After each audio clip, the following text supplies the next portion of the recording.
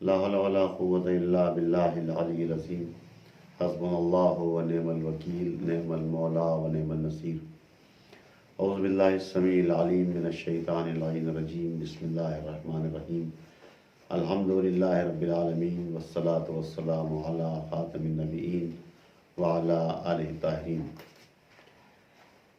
ماہ جمادی الثانیہ کا چاند نمودار ہو گیا۔ ایام عزائے فاطمیہ کا دور ہے۔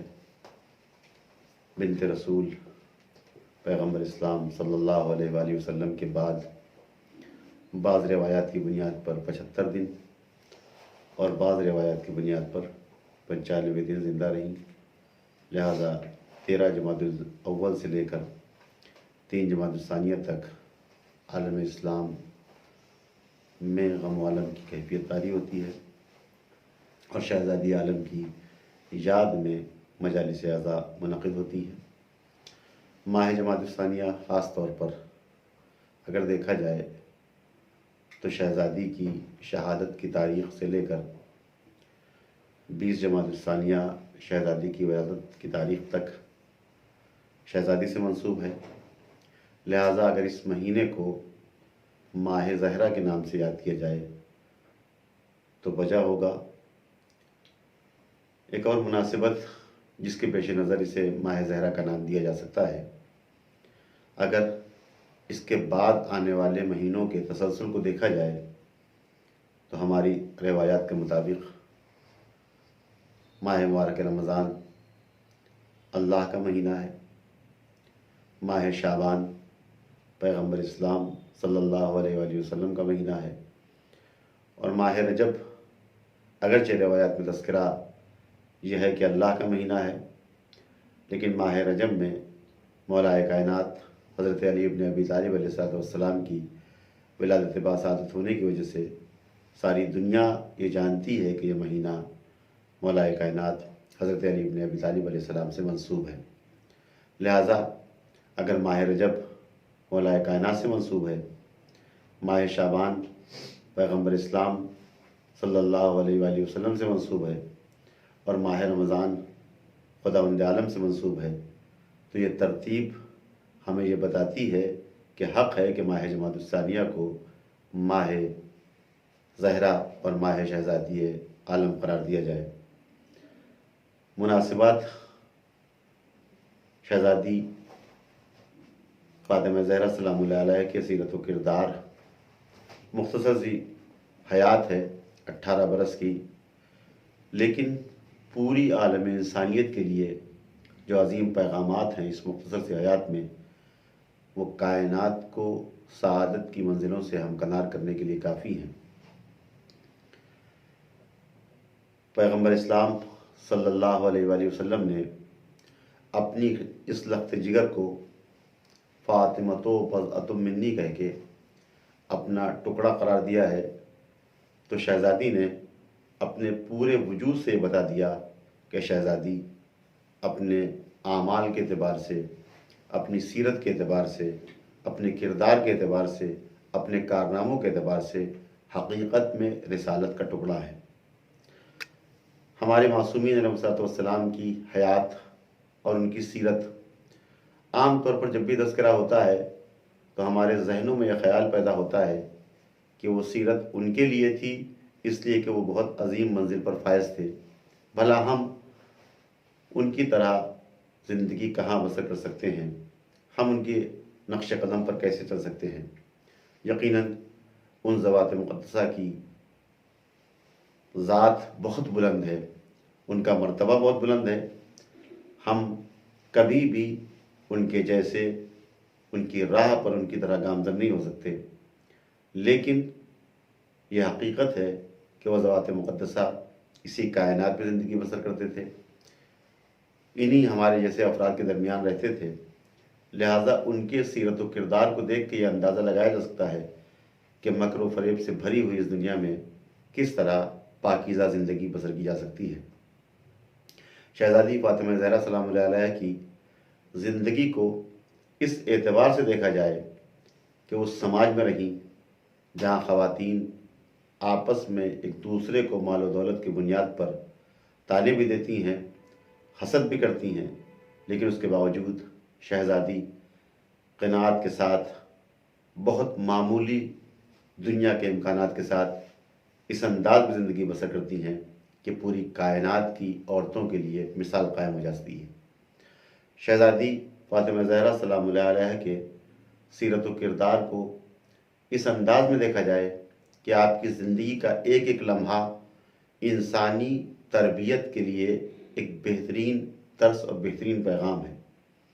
ولادت سے لے کر آپ کی حیات کے آخری ایام بلکہ آپ کی شہادت تک آپ کی زندگی کا ایک ایک مرحلہ پوری عالم انسانیت کے لیے نمونہ عمل ہے، اور زندگی کے ہر مرحلے میں اس سے سیکھنے کے لیے انسان کے پاس بہت کچھ ضروریات اور بہت سے پیغامات حاصل کر سکتا ہے انسان۔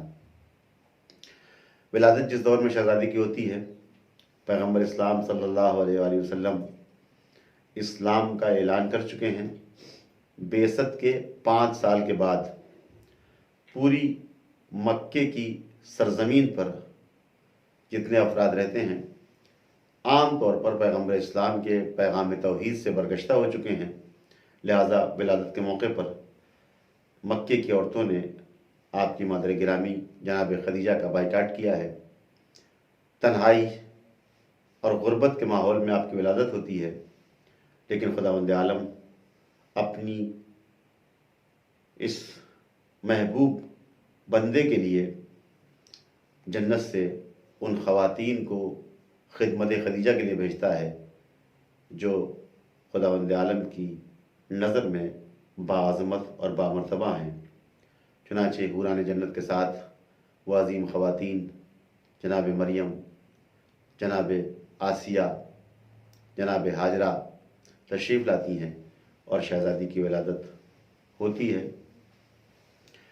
جس ماحول میں شہزادی نے اس اپنے صحن خانہ میں چلنا سیکھا، بچپنا ہے، کم سنی ہے، لیکن شہزادی دیکھتی ہیں کہ جب بابا گھر میں تشریف لاتے ہیں تو پتھروں کے زخم جسم مبارک پر دکھائی دیتے ہیں۔ ننھی سی بچی کے لیے باپ کو اس عالم میں دیکھنا ایک بہت بڑی مصیبت ہے۔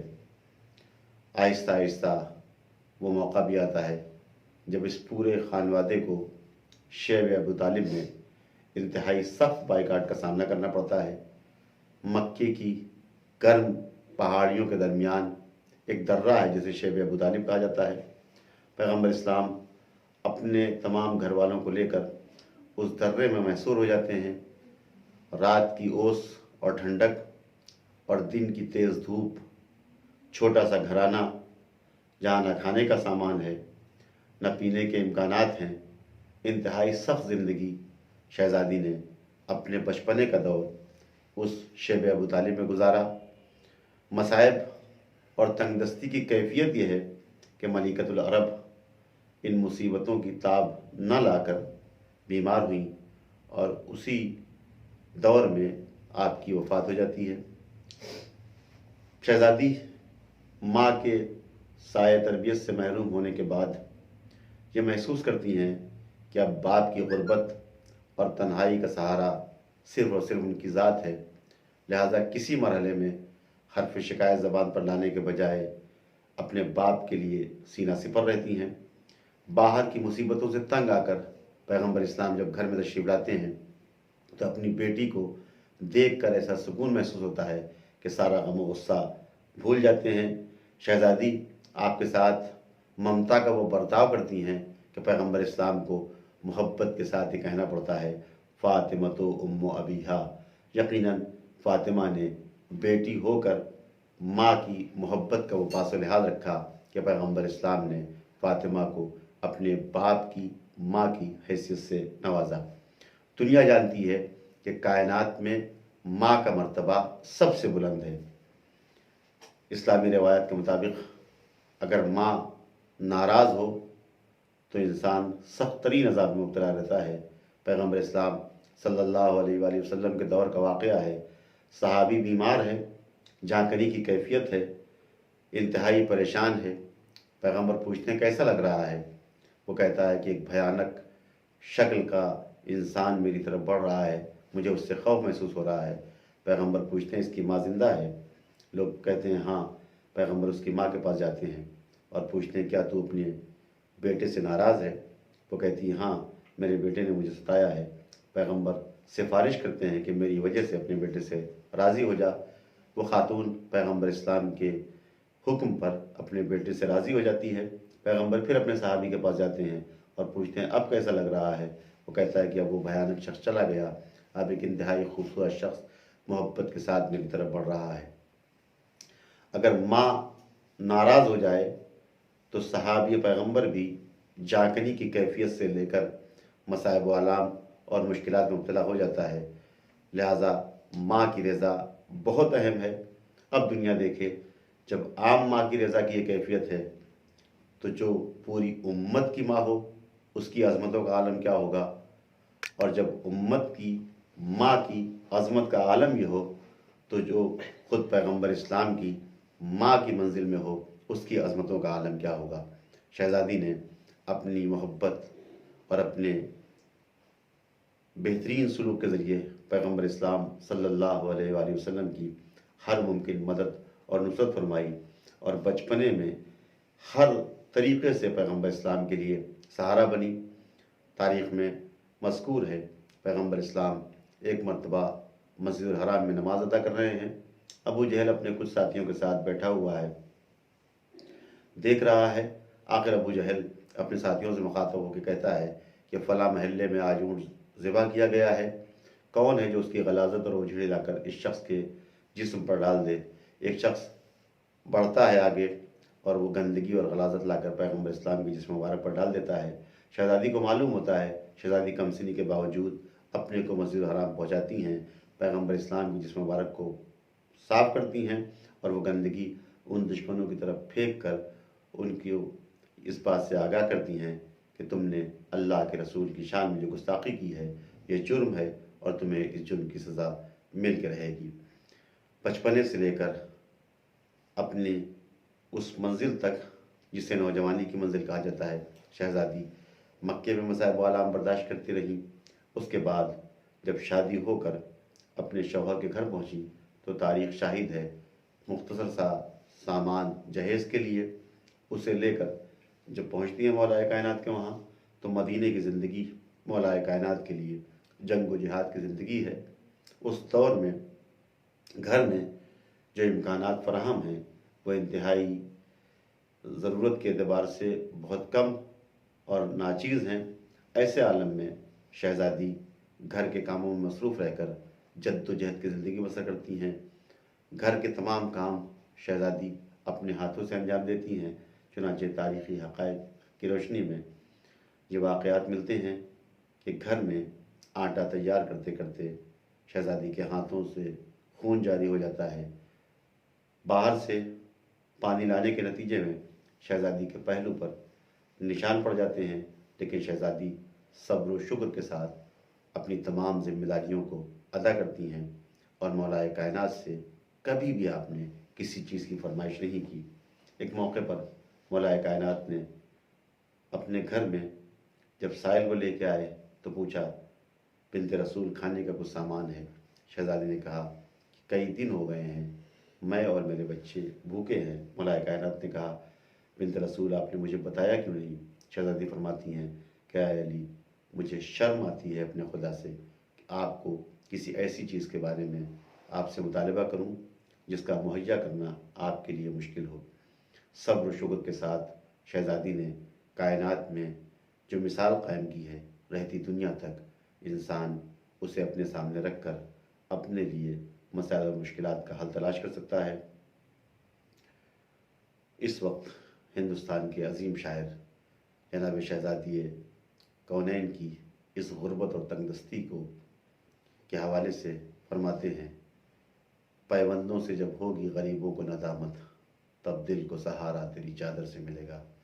عجب نہیں شہزادی نے زندگی اور یہ مصیبتیں اس لیے برداشت کی تاکہ قیامت تک آنے والی خواتین صبر و شکر کے ساتھ اپنے مالک کی رضا اور خوشنودی کے لیے شہزادی کی سیرت کو سامنے رکھ کر زندگی بسر کریں اور اور اس پاکیزہ زندگی کے آئینے میں اپنی دنیا اور اپنی آخرت سنوارے۔